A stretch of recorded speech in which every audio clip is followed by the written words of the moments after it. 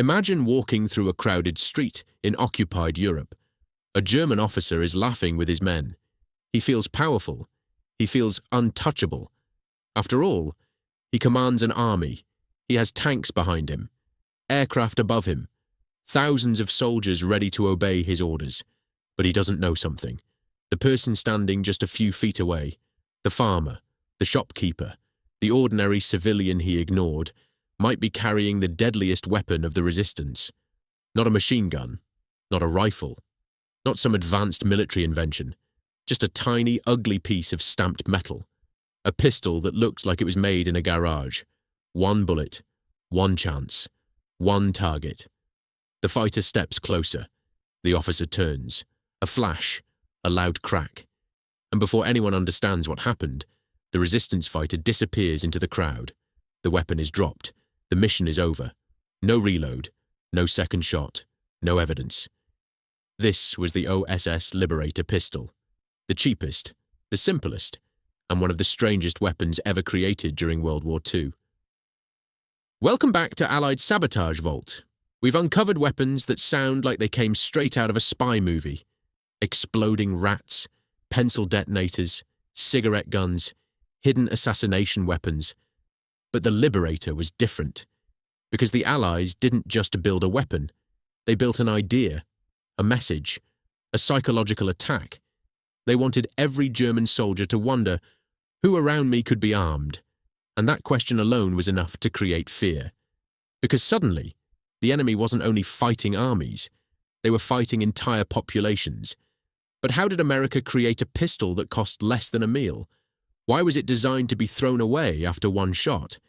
And did this strange little gun actually change the war? The answer is far more fascinating than the weapon itself, because sometimes the most powerful weapons are not the ones that destroy the most. Sometimes they are the ones that make the enemy afraid. In 1942, World War II was raging across Europe. Germany controlled huge territories. Millions of people lived under occupation. Cities were filled with soldiers, secret police, military checkpoints, surveillance. For resistance fighters, the situation was almost impossible. They wanted to fight back. They wanted to sabotage German operations. They wanted to help the Allies. But there was one major problem: weapons. A real military firearm was difficult to obtain. A rifle was valuable. A machine gun was priceless. A shipment of weapons required dangerous missions through enemy territory. Planes had to drop supplies. Agents had to organize deliveries. And if the Germans discovered a weapons shipment, the entire resistance network could be destroyed. The Allies needed a different solution. Something cheap. Something simple. Something they could produce in massive numbers. Something that could turn ordinary civilians into a threat. The answer was the FP-45 Liberator. A pistol unlike anything the world had seen before. The Liberator looked almost ridiculous. It didn't look like a serious weapon. It looked like a toy, a rough metal tube, a simple handle, a basic trigger.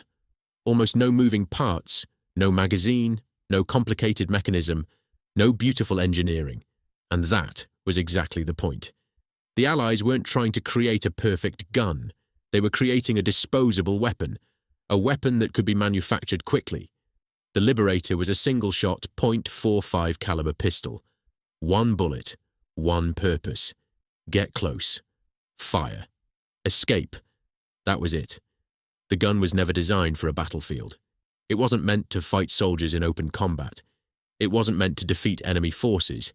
It was designed for one terrifying moment. The moment when someone realized, the person standing beside me is not harmless. The production strategy was brilliant. Instead of using expensive machining, engineers used stamped metal parts, simple pieces, cheap materials, fast assembly. The result? A pistol that could be produced incredibly cheaply. The entire package cost only around a few dollars during the war. Compared to traditional weapons, it was almost nothing. A normal military pistol required skilled workers. The Liberator could be produced by factories much faster. Thousands could be created. Then, thousands more. The goal wasn't quality. The goal was quantity. Flood the occupied territories. create uncertainty, create fear. Each Liberator came inside a small cardboard box. Inside was everything the resistance fighter needed. The pistol, a single round of ammunition, additional rounds, a wooden rod for removing the empty shell, and simple picture instructions. No complicated manual, no language barrier, just images, because the Allies wanted anyone to understand it. A teenager, a farmer, a factory worker, anyone. That was the terrifying part. The weapon was not limited to trained soldiers. The weapon was designed for the people. The delivery method was just as important as the pistol. Allied aircraft flew over occupied Europe. At night, in secret, they dropped containers filled with supplies, food, communications equipment, explosives, and thousands of liberators. For resistance groups waiting below. Imagine the scene. A village in darkness, the sound of aircraft overhead, people looking up, a parachute falling from the sky. Inside that container, a weapon, a symbol, a message. You are not alone. The Allies wanted resistance fighters to know that the fight was continuing, even behind enemy lines. But here is where the Liberator became more than a gun. It became psychological warfare. The Germans understood something terrifying. They could fight soldiers. They could attack armies. They could destroy bases. But how do you fight a weapon hidden inside an entire population? A soldier walking through a street couldn't know. The old man nearby, the worker at the factory, the person delivering supplies. Any of them could be resistance. Any of them could have a weapon. Fear began spreading.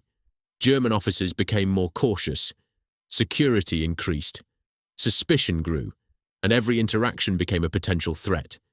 The Liberator created something every occupying force fears: paranoia. The Allies even used propaganda to increase this fear. They didn't only drop weapons, they spread the idea that weapons were everywhere. Leaflets, messages, rumors. The goal was not just physical damage, the goal was mental pressure. Because war is not only fought with bullets, it is fought inside the enemy's mind, and the Liberator attacked there. But this raises a fascinating question. Did the Liberator actually kill many Germans? The truth is complicated. The weapon had serious limitations. It was inaccurate. It was dangerous to use. It required the user to get extremely close, and after firing, the user had no second chance. Against a trained soldier with a real weapon, the Liberator was not the ideal choice. It was never supposed to be. The Allies knew this. The Liberator was not created to replace rifles. It was created to create resistance. The most valuable thing the Liberator gave people was confidence. Imagine being an occupied civilian. For years you watch enemy soldiers control your streets. You feel powerless. Then suddenly, a weapon arrives. A small one. A cheap one. But it changes how you see yourself. You are no longer just someone under occupation. You are part of the fight. That psychological transformation mattered. Resistance movements grew stronger. People became more willing to sabotage, more willing to take risks. The weapon became a symbol. There is also a fascinating comparison. Germany invested enormous resources into advanced technology, massive tanks, powerful aircraft, long-range rockets, weapons designed to show industrial strength. The Allies also built advanced weapons, but they understood something different. Sometimes the cheapest weapon can have the biggest impact. A $2 pistol could not destroy a tank. It could not win a battle alone, but it could create fear. And fear changes behavior. By the end of the war, around 1 million Liberator pistols had been produced. Most were never used. Many were never even fired. But that was not the only measure of success. The Liberator's true power was the message behind it. The message that occupation could never feel completely safe, that resistance could appear anywhere, that ordinary people could become part of history. The Liberator pistol was ugly. It was crude. It was almost disposable. But sometimes history is not changed by the most beautiful inventions. Sometimes history is changed by simple ideas. A cheap piece of metal, a single bullet, and a belief that even the smallest act of resistance matters, because the greatest weapon in war is not always destruction. Sometimes it is the courage to fight back. And that is why the tiny OSS Liberator Pistol remains one of the most fascinating weapons of World War II, a weapon that cost almost nothing, but created a fear that spread across an entire continent.